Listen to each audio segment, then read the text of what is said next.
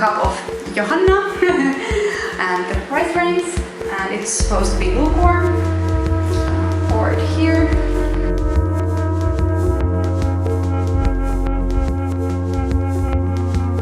Namaste friends! So today let's talk about food, and I'm not talking just about Indian food that I absolutely love, but also some Indian food habits that I think that the West should absolutely learn. So these habits in India aren't exactly things you do because health and wellness and you want to be super healthy, super fit. No.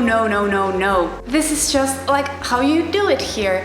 It is so ingrained in the Indian culture that it's just obvious and understood and just like a way of living. Instead of the Western food culture where I grew up, that is just like this whole screwed up notion about eating. Either we eat tons of junk food or develop eating disorders, and especially as women spend basically our whole lives dieting and trying to lose weight, and we keep having all these stupid trendy diets in the West all the time, like paleo, keto, low carb, vegan, raw food, only fruits, and I mean, like seriously, just travel to India and learn to appreciate food and eating through habits like these next ones that are just such obvious things here. So number one, which might be the most fun of them all, and even though I was told as a kid not to play with my food, in India that is exactly what we do when we eat with our hands, and more specifically with our right hand, obviously. So the digestion already turns on at the touch of the food and makes it a more like all sensory experience and just like more enjoyable for your whole body, because then you get the touch which you otherwise avoid when you use these cutlery. For example, when you already have the food in your mouth and you're eating, the like whole textures and all that in your mouth, and who can say that it's not so enjoyable? So it's of course really important to also feel it with your hands. And you already teach it to your kids in their childhood, because instead of feeding them with spoons, you mash the food with your hand, and then the kid also gets the mother's touch in the process, which I think is just so wonderful.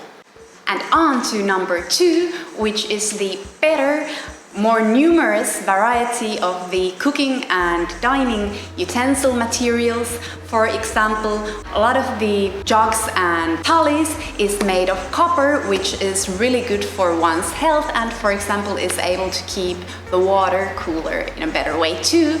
And then you also have these earthen pots, especially in the villages where you, example, store water, you store curd, and it gets this like really awesome earthy flavor to it, and the water and curd both stay cool in a much better way. And of course in South India you have the banana leaves for thali, which is like, oh my god, just the, I think, most authentic and fun way to have your thali. And then I think in Central India you have these other leafy plates too.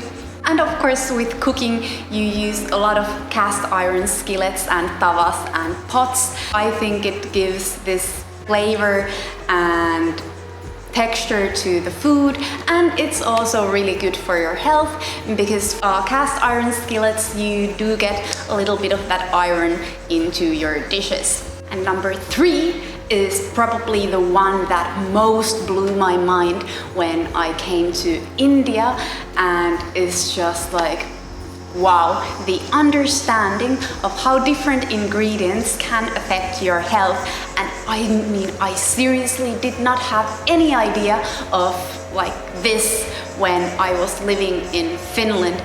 Different masala just like has all these different kind of health benefits to not just your digestion but also to your overall health. Like for example, golden milk, if you hadn't heard of it before, is this delicious drink that with milk you boil some haldi, dalchini and dry ginger. It's like a really good immunity booster, and oh my god, it is one of the most delicious drinks ever. And then, for example, the timing for eating different ingredients. For example, no curd in the evening, so it doesn't give you this like stuffy nose. And then there is also seasonal cooking, what in different seasons is good for your health. So for example, in South India you have a lot of curd rice during the summer, and then in the north you would be having lots of khichdi and lassi and buttermilk in the summer, and definitely no bajra roti in the summer, but that's more like a winter dish. And then obviously you also use a lot less masala during the summer in your cooking so that it is easier for your digestion. And on top of this, there are also all these like other amazing digestive aids in one's kitchen. So you can use ajwain or methi seeds or jeera or saunf after every meal, and it just will help your digestion so much better. Whereas, oh my god, in Finland, if I get constipated or bloated, I will just like take medicine always. It's like straight away to the laxative bottle instead of like using what you have in your kitchen, and this is just like seriously so mind-blowing to me. And for example, the importance of what you eat when you are sick. So one thing that most people in India do if they happen to eat non-veg diet, then when they get sick, they will immediately switch to veg food because that will help with the overall health so much better. And that brings us to point number 4, which is the importance of vegetarian or plant-based diet here in India.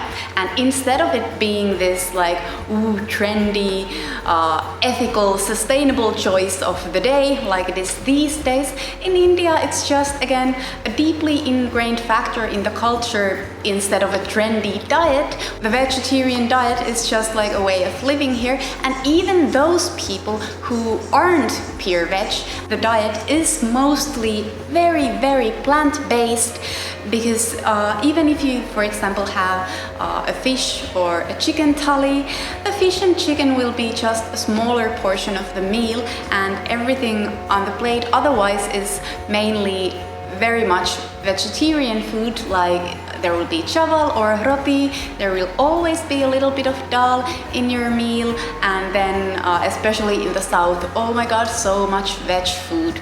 Number 5 is the cooking oils that you use in the cooking in India, and that is like you use the oils in a very, very good amount, whereas in the West you would like try to be really restricting those fats in your food. And in India you especially use a lot of ghee, coconut oil, and then maybe in the winter and in the north more, you also use a lot of mustard oil, and these are all so very delicious.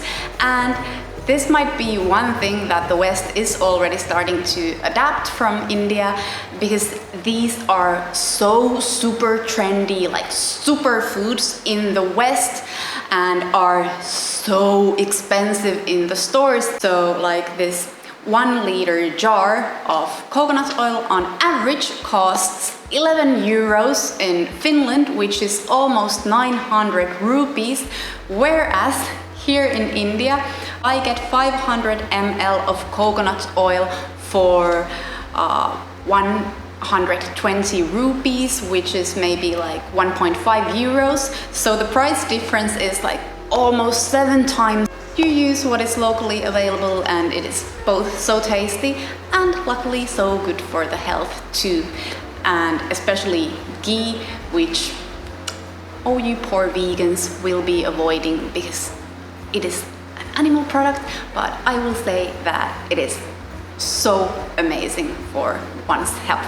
Number 6 is to share the food, which just makes the whole mealtime such an enjoyable experience with the whole family or the whole crowd, because in India you share your food with the people present in the mealtime. I've been raised in Finland with the sense that my plate is my plate, and my food is strictly my food. So for example, when you go to restaurants, you always order your own thing, and you, like, let's say I would not necessarily like to let anyone else have like even a small piece to taste from my portion, not even my husband. In India, you just like, you fill the table with food. Even if it's at home, you just like get everything on the table.